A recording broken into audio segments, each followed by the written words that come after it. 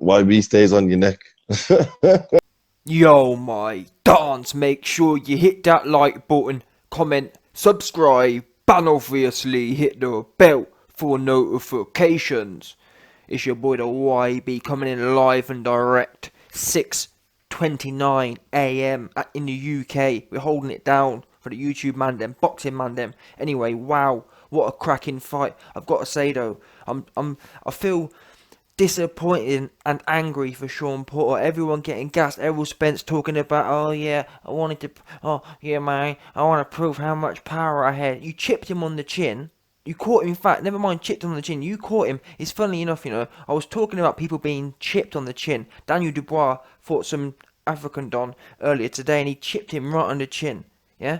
Perfect shot, right on the edge of the chin. Chipped him. You saw the bottom of Shawn Porter's jaw deviate from the top of his jaw. Proper chipped it. And with that in mind, you hit him with a perfect shot with your backhand, and Porter barely touched he literally touched. It wasn't even a knockdown, to be honest. Porter's bum didn't touch the floor. His hand touched, and he got up. That's what Floyd Mayweather did in his career. Was it Zab Judah? Someone did that, and Floyd Mayweather put a glove down quickly and took it back up. The difference was Floyd Mayweather had Al Gaiman in his back pocket, helping him out with the judges and whatnot. Shawn Porter didn't tonight. End of the day, I wanted to prove, but because I couldn't hurt a 130 pounder, I wanted to prove I could hurt Shawn. You couldn't hurt squat in there, you big 180 pounder. No good. Spencer's been exposed, and I'm proper frustrated because he got bullied tonight. The amount of times, never mind. I don't want to hear no more talk about Lomachenko. Lomachenko ain't never turned no one like Shawn Porter was tonight. It was craziness. Lomachenko ain't never been in. Who's he been in there with? No one really. If we're honest with ourselves. Errol Spence was getting turned on there like a child. Yeah, I've got nieces and nephews. I've seen it. I haven't seen their parents turn them into the buggy like the way that Shawn Porter was turning him onto the back of them ropes there. Time and time again, bullied him in there, schooled him. That was what you call a good schooling. And you'll notice after the fight, I saw Al Heyman quickly trying to bring Danny Bum-ass Garcia up to try and take the hype off. Listen, Gaiman, we don't want to see Danny Bum Garcia. We want to see the rematch. Don't try and fob us off with some crap fight no one wants to see. Danny who? What's he been doing? What bum's he been fighting, Gaiman? We want to see the rematch, trying to get your guy protected. What's Danny got to offer? Oh, I know what he got to offer. Another classic Al Gaiman PBC stiff. Just like Wilder, fights all stiffs and old men. Danny Garcia, where have you dragged him up from? Funnily enough, the man that beat him, Shawn Porter's already dusted him off. We want the rematch. And actually, in that regard, I was disappointed with Shawn because he should have been chomping at the bit for that rematch. He was all over him. And it does, the boxing gods, not whatever you want to call it, they piss me off, to be honest, because Shawn, he's had a lot whatever. This was his tonight, I'm sorry it was. This was his, bottom line. Absolutely his. Yeah? All the hype that Errol Spence had coming in, what did he do in there? He was meant to be the big bad bully. He got bullied in there tonight by a smaller man. Shawn Porter's a much smaller man, in height and otherwise. And where was all this Spence business at? Where was it all? Oh yeah, man down. Where was that? I must have missed that memo then. I must have missed that screenshot. Where was it? I didn't see a bit of it. He was alright in there, but he was getting bullied by a small little dude in there. And that was the best Shawn Porter I've ever seen. I've got to be honest. Amazing Shawn Porter. Then again, he's still got the same. If he could sharpen up some of the issues I saw. You know what, let me talk about the good things Shawn Porter did well. Like I mentioned a second ago, I've never seen someone turn a so-called elite fighter like that before. Every time Shawn Porter got backed up to the ropes, he was spinning him back perfectly, spinning him 180 degrees and perfect. Spence couldn't do nothing about it. And a few times Spence was able to brawn his way and kind of pull Shawn Porter back to, or do another 180 inversion, but when Shawn Porter did it, he was so explosive. His footwork is so explosive. He's got such good technique. His was effortless. Errol Spence would literally kind of drag and pull Shawn Porter back, like twist him back to the ropes. But Porter would just, God knows, his feet, I've never seen feet like his before. I knew he had fast feet, but this was something they'd been working on in training. I noticed it in all their build-up things. Really good angles, perfectly done. And his conditioning as well. Do you know what? In my experience, the first thing to go when you're doing boxing is your footwork when you're tired. The fact that Shawn Porter was do you know how explosive you've got to be to twist someone onto the ropes like that? A big, strong dude like Errol Spence as well, a big dude juiced out of his mind with Al Gaiman protecting him and whatnot. I could see the doc. Was it just me? Was it just me? Did you see the doc every time the corner went there? Every time Gyno went back to the corner, his doctor was there. What are you doing? They was begging to give him a 30-second rest. I'm telling you now, they was begging for it. Any little, oh, we got a cut. Let me give him a 2-minute break now whilst I inspect it. Proper weird stuff going on. Yeah, it comes out banging his chest. He banged his chest for what? He didn't do squat. He got lucky. Got proper, and it frustrates me because Porter got just little things in the pocket. His hands were just that inch or two lower than his chin, which is actually how we got caught on that little end shot. That started happening towards the end. And normally Porter actually has a really strong, like almost peekaboo stance, and I think he could have in the pocket when you're vulnerable like that. You've got to get your chin down and get them hands in front of your face like earmuffs. That's what you've got to do, and that's how he got caught in the end. That's how he got chipped. But the fact that he took that shot, and for me, I don't even count it as a knockdown. I really don't, because if the fight had continued, Shawn Porter would have touched the floor and picked his hand up straight away. Does that make sense? If you get put on the floor, that's different. You've broken the flow. But if someone can touch the floor and pull their hand straight back up, that for me ain't a knockdown. If they sit down, that's different. But touching the floor and pulling your hand back up while standing up, that for me, the action should continue. Now, if someone's hands touch the floor and then the other person comes across the ring and knocks them spark out, then that's fine. But that's what I think. For me, it shouldn't be about the hand going down. It should be about action continuing until the action is brought to an abrasive end. Does that make sense? Like, as I said, if someone puts their hand down, Spence should have been allowed to come across the ring and finish him off good and proper, on flat on his back. That's how it should go. Because for me, the way Porter touched it and brought it back up, and what? And for me, it was almost a balance shot, because when you get caught on the tip of the chin here, that there's going to knock your balance off anyway, because it's the most.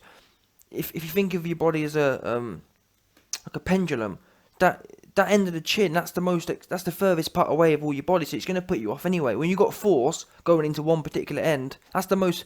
You tell me the most forward part of your body is the end of your chin.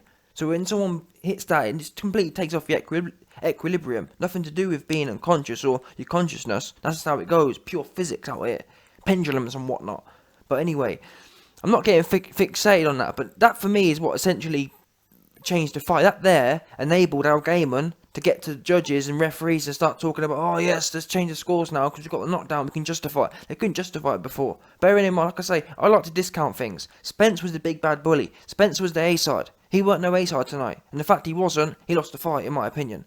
Yeah? He had all the length, he had all this, that, the other, all the man down business. Where was it all? I didn't see any of it.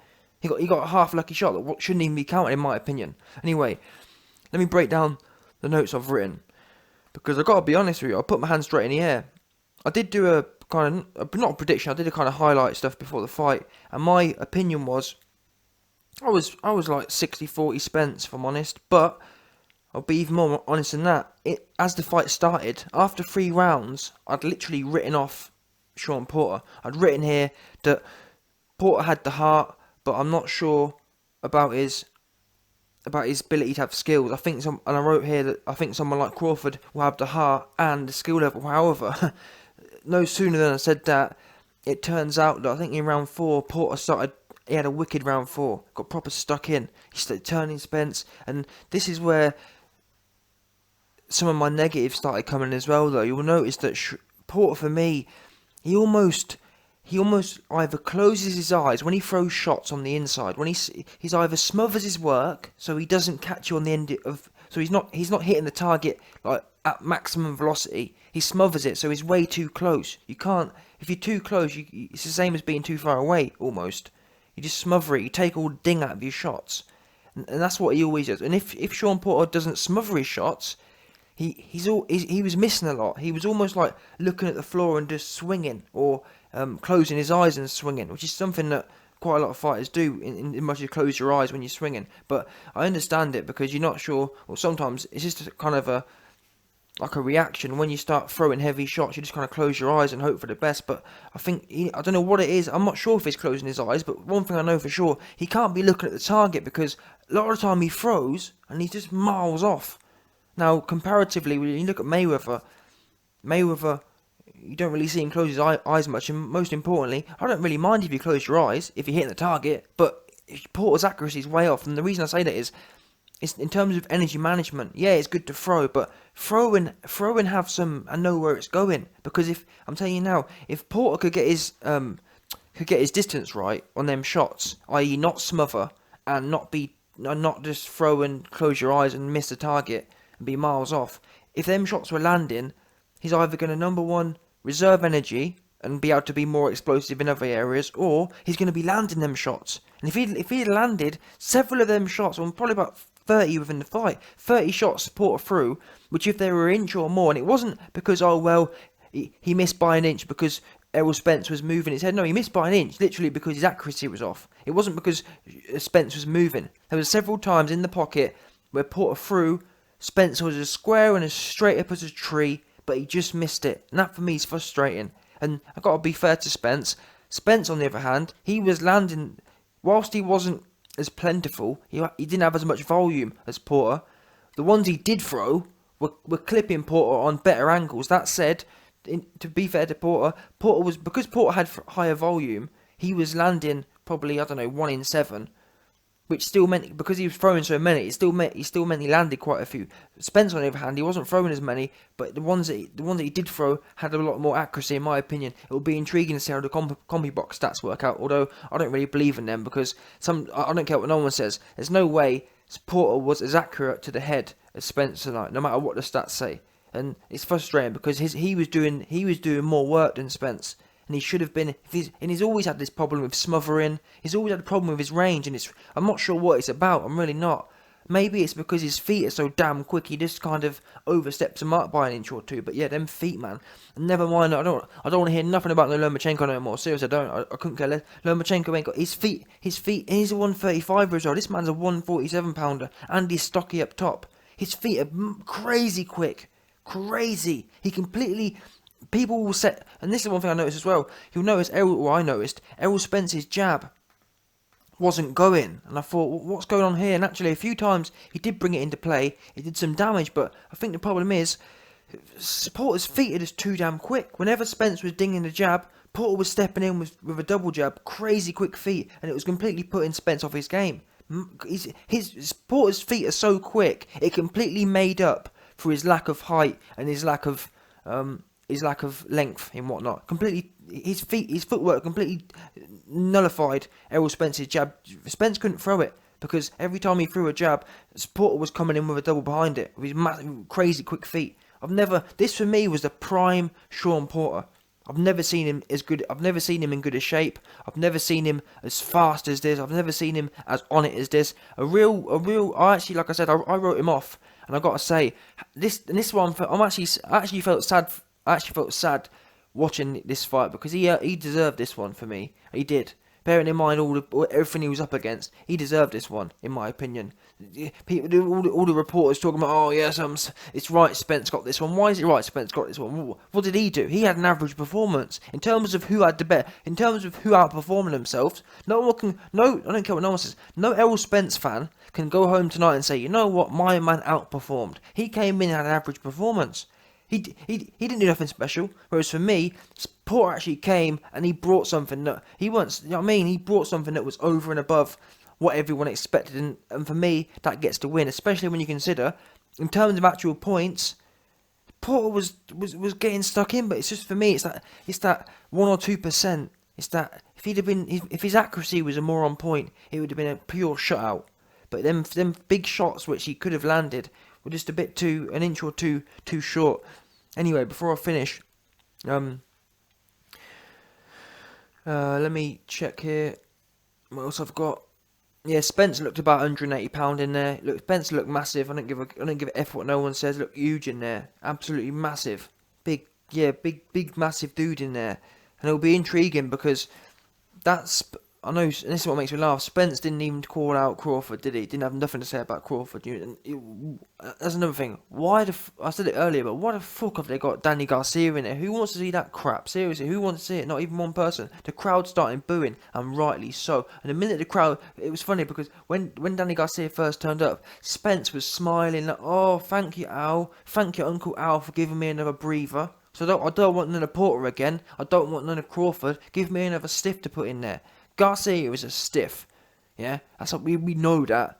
It probably gets Errol No Power Spence will probably even stop him, and they'll talk about man down, man down for anyone who can't hold a punch. No, man down for any bum in there. That's what we do know now. Because there was no man down for Shawn Porter. In fact, there was half a glove down for Shawn Porter. There was no man down for 130 pound, 126er in Garcia. So that's what it is. It's not man down. It's 126er still standing. How about that? That's what it should. Never mind Errol man down Spence. It should be Errol 126 pounder still standing Spence. That's what his new name is. Anyway, listen. Dude's massive in there. Guy no doubt of his mind.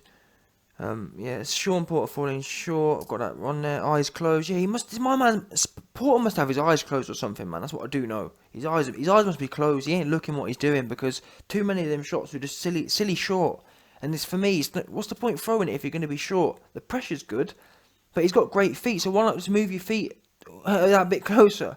And it's not like Shawn Porter don't mind getting on top of someone. That's what he loves to do. So I just don't. He needs to work on that. Getting the angle of his shots right. He's either on top of someone where you're not getting as much effect, or he's missing by miles. That middle ground, and for me as well, when he is in that middle ground, he's landing good shots. But it's too few and far between for me. I'd probably say he spends a third of the time out of range, a third of the time smothering, and a third of the time actually on point. Whereas other fighters, like Floyd, probably spends 80% in the right position and 10 either side. Does that make sense? So Floyd's on point 80% of the time, Porter's only on point 40% of the time. That makes a massive difference in terms of energy expenditure and, most importantly, scoring points and winning the fight and doing damage. I'm telling you now, if some of them punches were landed, Spence was cooked anyway. Yeah, never mind. I can go all day. Porter can go all day. This dude Spence was if you look at the volume, Spence was cooked. And he wasn't even throwing nowhere near as many shots as Porter. But it's just because Porter's shots weren't landing, which is frustrating. But that's something he needs to work on. But like I say, he can go home tonight, in my opinion, the winner. And Spence has had a wake-up call, in my opinion. He thought he was a proper bad man. He's actually realised now that reality's set in with him now. In a way, it's sad for boxing because, I'll tell you this for free, you saw the way he was smiling because Garcia turned up. You know for a fact now. He knows after this is a wake-up call for him. He's going to be thinking, listen, I didn't want none of Crawford before. Never mind now. Yeah, because Crawford's a nasty fighter, and I think, me personally speaking, I think he's got a better pedigree than Porter. That said, I don't think Crawford's feet are as fast as Porter's. To be honest, them feet, I've never seen feet like it. Crazy, and he had quick feet before, but I don't know. That Porter tonight would have completely knocked out Keith Thurman. Even the Keith Thurman back in 2017 when they fought, or whenever it was. I don't know how. And this for me, this was just this Porter was on it. Like a car bonnet. Completely on it. That Shawn Porter would have mauled Thurman. Who else did he fight? Thurman? And Kell. I'm sorry. Well, Kell. Yeah, he would have mauled Kell Brook. That Porter tonight would have filled Kell Brook in. This Kell Brook anyway. Maybe not the old one. But either way, Kell Brook would have been done tonight. Thurman done tonight. That's the end of it. Wicked performance by him. Just get that accuracy on point, and you're going to be a force to be reckoned with. We already know Spence don't want no part of the rematch anyway, especially if you get that accuracy on point. Let me see what I've written here just to finish. Yeah, the turning up. I've never seen people turn someone onto the ropes like that before. Pure explosiveness. That there is pure fast twitch. Spence forgot his jab. Yeah, that's it for me anyway. Let's see how it works out. Gaiman's in to save the day. Brought Danny Garcia in there. Had the doctors waiting just to give Gyno Spence a break. Good all overall though. Whilst I've been critical of Spence for getting all the handouts and whatnot, he came and had an average fight. He didn't quit. Many fighters could have quit. He didn't do that. But in terms of the pedigree everyone gasses him up to be, is he the next Floyd? Absolutely not. Then again, we could argue that maybe Floyd ever fought someone like Shawn Porter before? That kind of raw pressure with madly quick feet. I'm not sure. He has. Like I say, I've never seen feet like that before in my life. Never seen them. He's just there. That's it. He's just there. He's on top of you. there's no jab. Many people will say, "Oh yeah, well you got a jab. If you got a pressure fight, you just jab. You ain't got your jab ain't coming out before his feet are on top of you. That's the end of it." As Spence found out, Spence has a nice jab. Look at the Mikey Garcia fight. Lovely jab going, but not when you got them. His feet are like Hot Wheels, man. Seriously, madness. But yeah, let's see what happens going forward anyway.